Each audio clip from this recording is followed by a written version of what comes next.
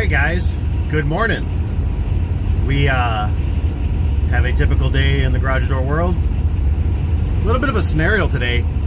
I'm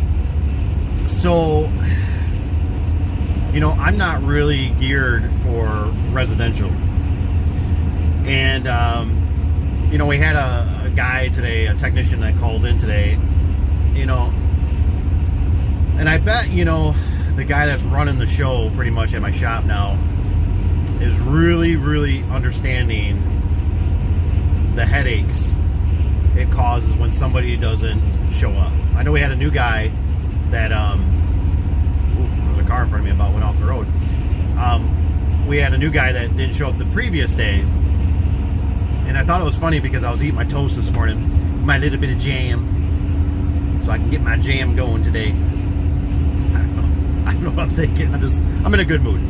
And so the wife tells me, because we actually have a contractor working for us, and he showed up the one day and then he didn't show up like the next day, and it's like there's no communication, right? There's no like, hey, it's just like blank.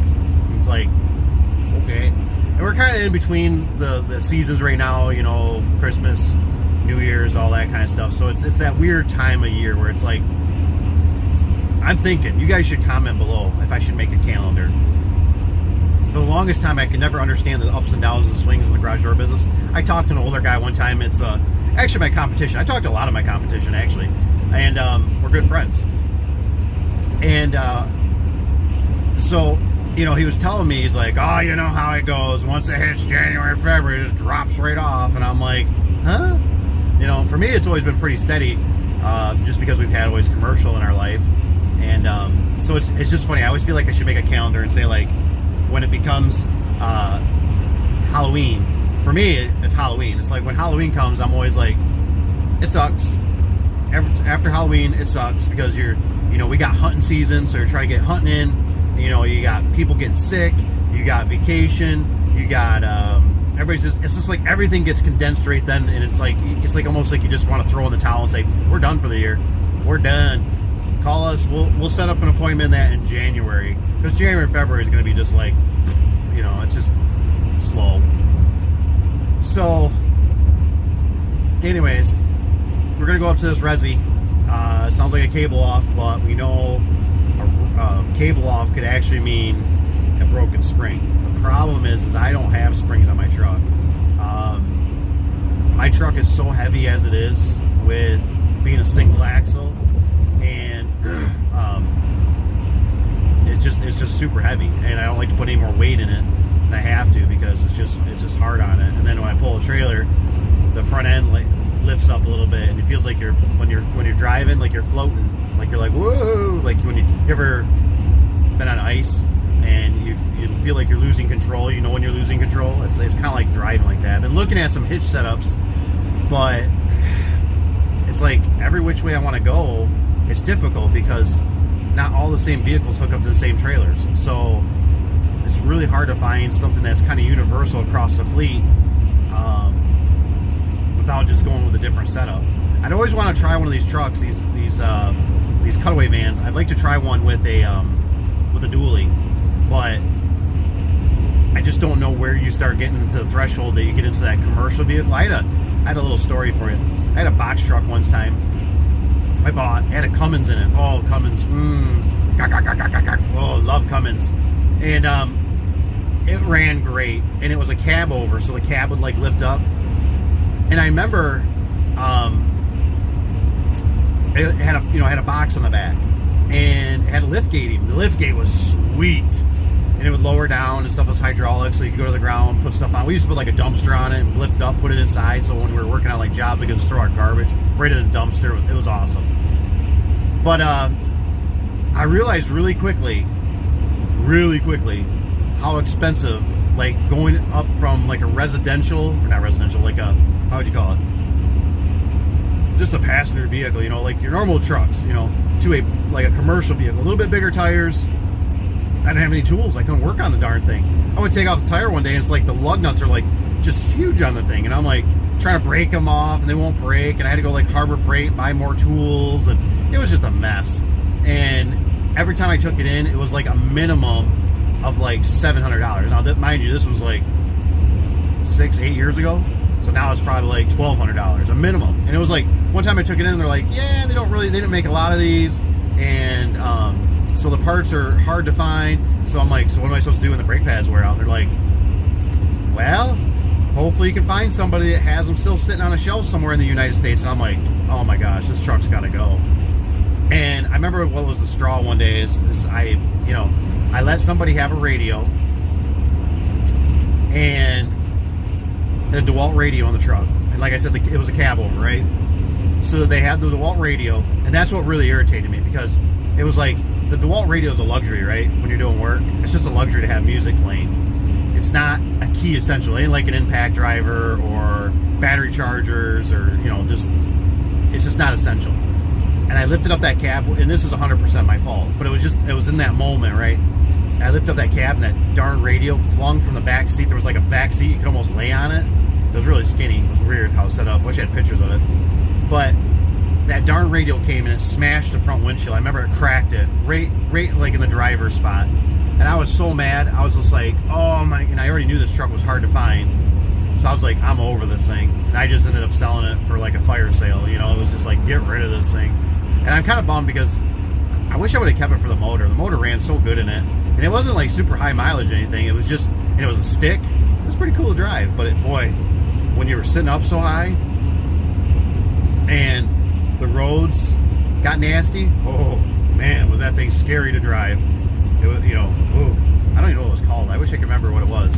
But I remember the wife went down, she goes to get plates for the thing, and it was like, I don't know, it was a little over $300. And I'm like, holy crap. I'm like, she's like, it's commercial. And I'm like, oh my gosh, And it wasn't commercial where it like had air brakes. It was like still hydraulic, but it was just, man, that truck was expensive. And I said, I'm done. I can't afford this thing.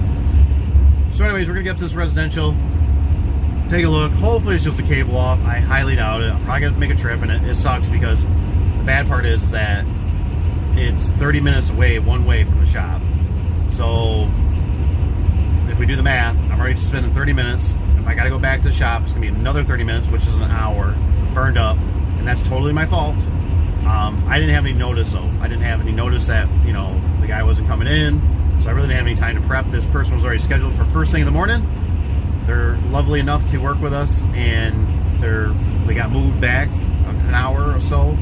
And so it's like right now, these days, you get what you get, and you don't throw a fit. Isn't that the truth? Is that what you guys are feeling? I'm feeling it, man. It's just like everywhere is like a disappointment. It's from there's like barely any satisfaction out there anymore. I get more satisfaction from my Jack's pizzas at home that I cook in the oven than I do anywhere else. I'm just being honest. It's like everything is a disappointment. I went to all these stores, they're always missing something. They don't have something in stock. You go to the restaurant, they're understaffed. It's just like, it's almost like America just kind of gave up. You know what I mean? And it doesn't help leadership. We need somebody in there that's doing, even if they're feeding us crap, which they're always feeding us crap, but they need somebody in there, we have nothing to fear but fear itself. That's what we need. We need somebody feeding us that kind of crap. At least positive crap, right? Positive. And make positive crap versus negative crap. I don't know. Do you get the point? You get the point. All right, I'm going to follow the GPS to wherever it takes me, wherever Google may make me land. Probably get me in an accident, crash and burn. All right, maybe we'll see you at the job, maybe we won't. All right, guys, so we made it at the customer's house. There ain't much to see in there, because it's just, it's just a garage inside the garage there. But so what happened was, which was kind of lucky for me, we ended up installing a new opener for the customer a while back ago, and the cable, this is the end. Here's the switch part that goes into the drum, but here's the bottom, and it broke, which is weird. I've seen them on one side but not both sides. That's the first time. So I asked the customer, I said do you salt a lot by your garage door? And she said, yeah, I think her son does. So that's the reason why, cables broke, which is good because the springs are still in good condition. So, and I got stuff to make cables all day long. It's just out of springs. So it works out good. So I'm gonna make them a new set of cables, and I'll get her installed, and she'll be on her way. She should be good to go. So anyways, that's what I'm doing today. A little resi. My old, oh my gosh, big spool of cable.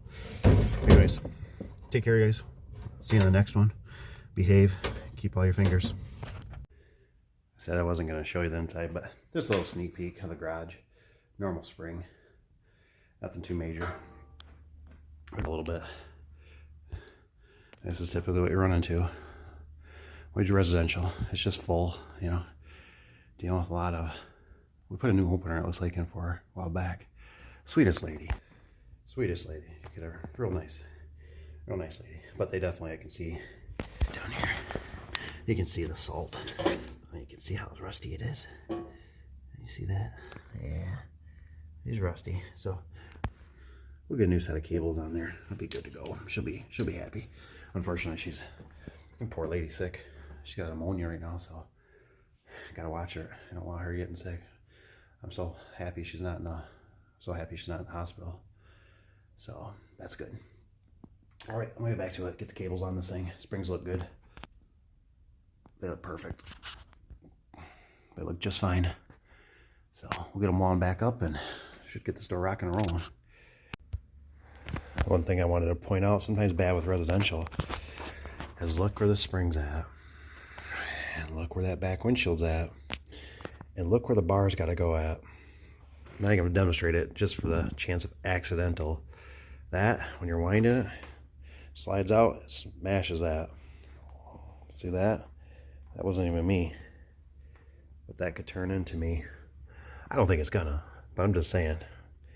This is why I don't like residential. A lot of liabilities. I like my commercial. Could be worse. Could be better. Okay. So with residential, I've learned my lesson. I always put everything on a ladder. I put it down, especially when I'm in an unknown area. You know what I mean? Especially with a car. So the spring's wound. What I like to do too is I place it somewhere I can see it so I don't lose it. But spring's wound, door's working. I'm going to fire it up, spray it down, and we shall be getting out of here. Alright guys, so I don't know if this is a common problem or not, but this door is bucking. It's going down too far. So, I don't know if this is common with LiftMaster, because like I said, I don't do a lot of resis anymore. I don't know if the customer messed with it, but the limits are off. So, I guess I'm going to reprogram the limits. It's weird. Like right now, if I hit down, watch.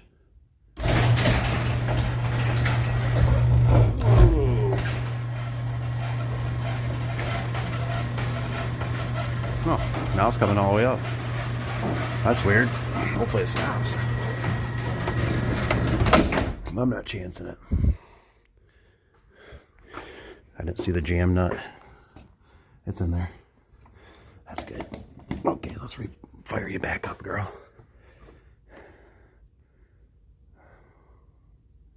I've never seen that weird color like that. What the heck does that mean?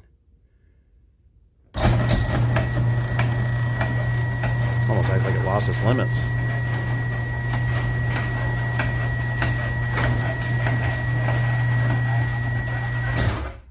Oof. Oof. It worked. It is nice having the buttons up here.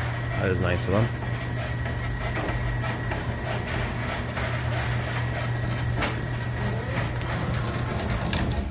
Ooh. Okay. I've never seen a green light on there. I always thought it was yellow. Maybe not. I don't know. Now it's back. I don't know why it bucked a few times when it first fired up. That was weird. New stuff. Don't know. I don't know. Okay, so that customer is super happy. I would definitely put her on the nice list. She was a very lovely lady. And in her 70s, and she was a very nice lady. Absolutely a pleasure to deal with. So she is up and working. About I don't know. I think I've got 3 hours invested into it. That's the only bad part. So for a little under, let's say $200. I don't want to tell you the exact amount, but I don't know. It's tough, but I'm glad. And she was so sweet. She actually was going to give me a $20 tip, and I said no. I said, please, you keep it. I said, use it to help you get yourself better if you got to go to the doctor or anything. And she was super nice. So that was very nice of her. Offered me coffee, water. Very nice. It's great to work for customers like that are appreciating what you do out there. So, all right. Well, it sounds like we got another one we might tie into, and I got to get back. Got to kind of clean up a little bit of mess, reestablish the situation, and move on. See you on the next one.